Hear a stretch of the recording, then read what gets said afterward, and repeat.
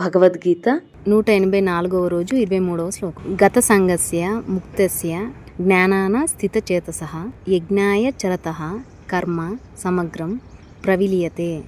గత సంగస్య ముక్తస్య జ్ఞానావ స్థితచేతసః యజ్ఞాయ ఆచరతః కర్మ సమగ్రం ప్రవిలీయతే.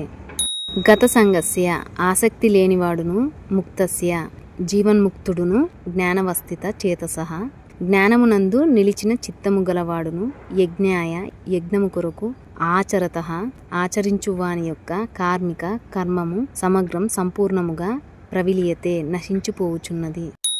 ఏలనన ఆసక్తి, దేహాభిమానము, మమకారము ఏమాత్రము లేనివాడును, పరమాత్మ జ్ఞానమునందే నిరంతరము మనస్సును లగ్నమునర్చిన వాడును, కేవలం యజ్ఞార్థమే కర్మలను ఆచరించువాడును అగు మనుష్యుని యొక్క కర్మలన్నీయును పూర్తిగా విలీనములగును, అనగా నశించిపోవును.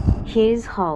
A person who is being uninterested, free from any attachment to the body, constantly fixes his mind on the knowledge of the Supreme Soul, and who performs actions only for the sake of sacrifice, all the actions of such a person become completely dissolved.